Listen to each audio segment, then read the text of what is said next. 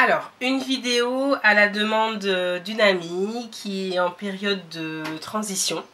Elle a décidé d'essayer le retour au naturel. Elle a un cheveu de type 4C, voire même plus, de ce qu'elle dit, voire même encore plus frisé. On verra quand le cheveu aura poussé.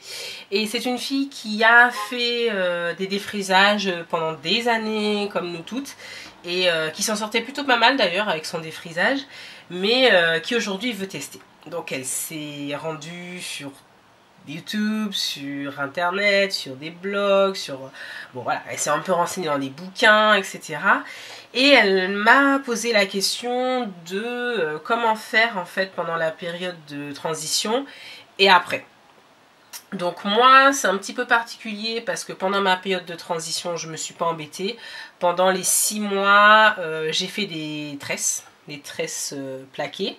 À un moment donné j'ai fait des rajouts simples pendant 1 mois à peu près.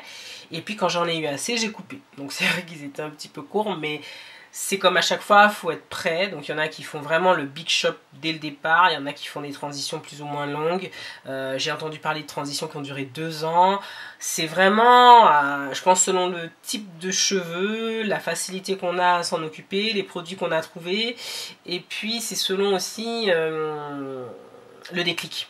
Le jour où on se dit voilà, ça y est, c'est bon, je me sens prête, j'en ai assez de gérer les deux textures, ou j'ai envie de retrouver mes cheveux naturels, mes cheveux non défrisés, non texturés, voilà.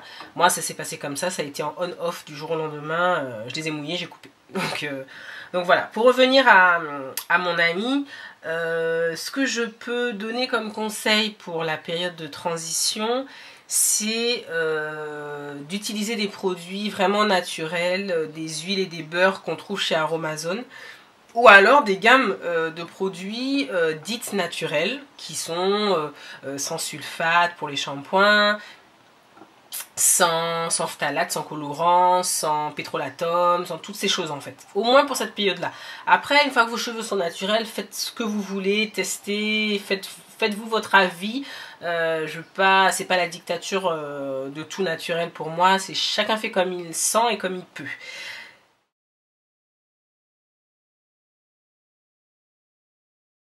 Des choses que l'on doit bannir de sa salle de bain, comme ça, le peigne à queue. Les peignes avec des toutes petites dents, c'est une horreur absolue pour nos cheveux. Parce qu'en fait, nos cheveux ont des frisures. Dès qu'on tire dessus, ça les fragilise. Et ce type de peigne-là, en fait, sont très traumatisants et cassent vraiment nos frisures et nos cheveux. Donc, très mauvaise idée. Les meilleurs peignes sont les peignes avec les espacements entre les dents les plus importants. Donc ça va commencer par le peigne afro, mais qui quand même là garde des espaces, et ça va aller au peigne de ce type là. Et il en existe différents types avec des dents encore plus écartées que ça. Vraiment maintenant on en trouve partout. Simplement pensez quand vous achetez ces peignes là, si vous les achetez en matière plastique ou je sais pas ce que c'est exactement comme matière, enfin matière rigide, il n'y a pas de souci. Par contre si vous les achetez en corne ou en bois, faites bien attention à ce qu'ils ne soient pas émaillés, qu'ils ne soient pas fendus, parce que chaque brèche en fait c'est une lésion sur le cheveu. Donc faites bien attention à ça si vous utilisez ce type de produit pour démêler vos cheveux. Moi j'utilise ça assez rarement, je ne démêle mes cheveux qu'au moment du soin du week-end, qui se fait toutes les 2 semaines. Donc oui, on me pose souvent la question, on ne me croit pas quand je dis que je ne démêle pas mes cheveux, mais c'est vrai. Je ne démêle pas mes cheveux, je ne le fais que toutes les 2 semaines, ou alors quand je veux faire une coiffure très particulière qui nécessite que les cheveux soient entre guillemets domptés. Sinon je tire, je démêle avec les mains, avec les doigts, mais rarement avec ça. Ensuite, ça c'est pour tout ce qui est peigne. Ensuite, pour ce qui est démêloir. Donc il existe différents types de démêloirs. Moi j'utilise celle-là, ce que ma mère appelle la brosse ronde, puisqu'elle est ronde. qu'on trouve maintenant dans le commerce sous différentes formes. L'idée, c'est qu'elle a des petits picots qui sont tout souples et qui vont permettre de démêler les cheveux en douceur. Et comme les picots sont tous souples, et bien s'il y a un nœud, ils vont plier et laisser passer le nœud et pas casser le cheveu. Alors que si vous démêlez vos cheveux avec ça, et bien si quand il y a un nœud vous continuez à forcer, c'est le cheveu qui va casser et pas le peigne. Donc si vous êtes délicate, vous le faites là, quand vous sentez qu'il y a un nœud, vous arrêtez et vous enlevez le nœud. Mais si vous utilisez ça, vous avez moins de casse qu'avec un peigne. Donc c'est à voir, c'est chacun ses habitudes. Ensuite, brosse ou pas brosse, c'est laissé au bon vouloir de chacun. Moi, brosse, oui, quand je fais des coiffures type chignon, bun, tout ça, pour aplatir un petit peu les cheveux du devant. Et j'essaie d'utiliser donc des brosses avec des poils de porc ou de sanglier, des choses comme ça, mais toujours doux, parce qu'il y en a qui sont vraiment durs et qui font mal. Et moi je suis pas partisane de ça, je trouve que ça tire sur les cheveux, ça casse. Bon, c'est une brosse que j'avais au départ, donc que j'ai conservée, mais je suis plus brosse souple. Donc voilà, c'est les seules choses. Après, il vous faut des élastiques sans lien métallique. Il vous faut des épingles à cheveux ou des bobby-pins. C'est celle-là. En vérifiant bien, comme je vous ai déjà dit précédemment, que les bouts soient bien ronds, qu'ils ne soient pas abrupts, pour toujours dans l'esprit de ne pas casser les cheveux.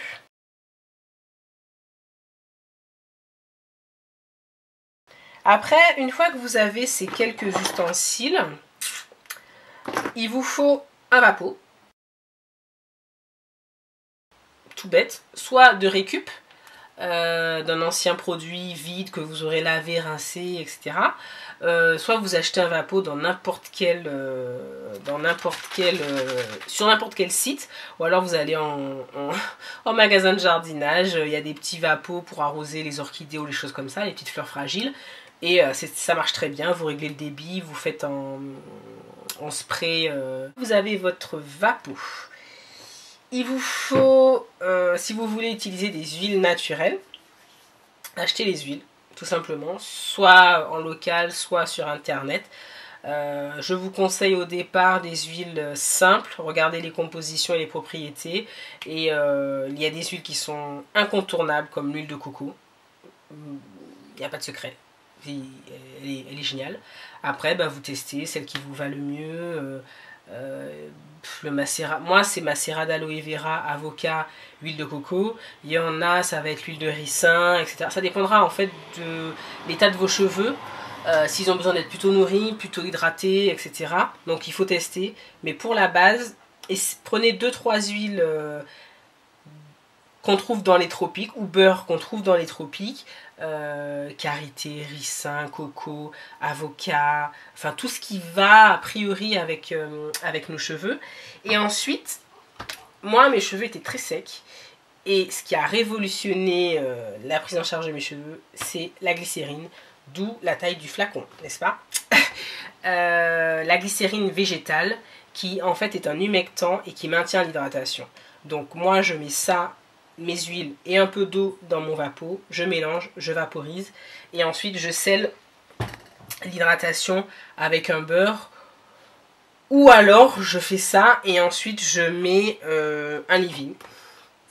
Ça dépend. En fait, comme je fais plein de tests ces temps-ci, ça dépend, quoi. Donc voilà, c'est tout ce qu'il y a à savoir. Le soir, faites des nattes, faites des vanilles.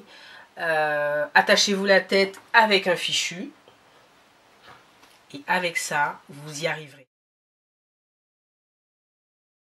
Elles sont à double tranchant. Pourquoi?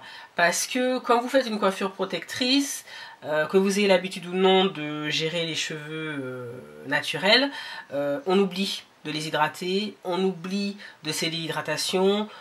Quand on fait les shampoings, quand on rince, les produits sont moins bien éliminés que sur cheveux libres. Donc c'est vrai qu'il y a la low manipulation, au niveau de la zone de jonction entre le cheveu naturel et le cheveu défrisé ou wévé, il y a moins de manipulation, donc il y a moins de casse. Mais en contrepartie, le cheveu est souvent plus déshydraté, plus...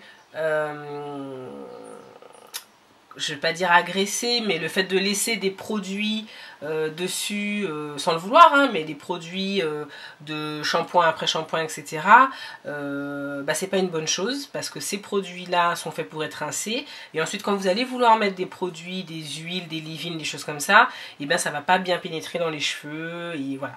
Donc moi je conseillerais pour la période de transition de faire des coiffures protectrices de courte durée, c'est-à-dire 3 semaines, 1 mois maximum, pas plus, pour pouvoir nettoyer les cheveux, les démêler, enlever les cheveux morts, pour pouvoir également apprendre à manipuler son cheveu naturel avec douceur, et puis pour pouvoir y amener des nouveaux produits, les hydrater, etc.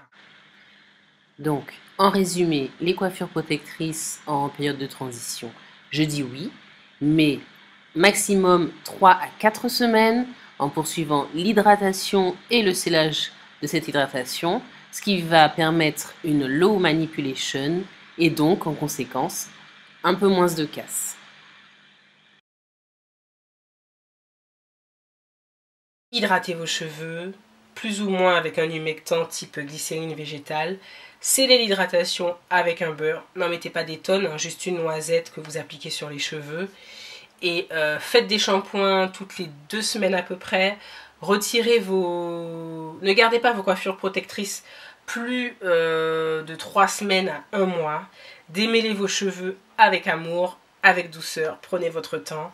Utilisez les bons ustensiles adaptés à notre grain de cheveux. Quand vous vous sentirez prête prêt ou prête d'ailleurs, pardon, à faire votre shop, votre big shop. Vous posez pas trop de questions, coupez, et puis après vous gérez quoi. Donc j'espère que ça vous a aidé, que c'est pas un petit peu trop parti dans tous les sens. C'est vrai que je suis assez passionnée, j'ai tendance à m'enflammer un petit peu. N'hésitez pas à laisser vos petits commentaires, vos petits j'aime, parlez-en autour de vous. N'oubliez pas, faites un petit tour sur le blog. Allez, des bisous, des bisous.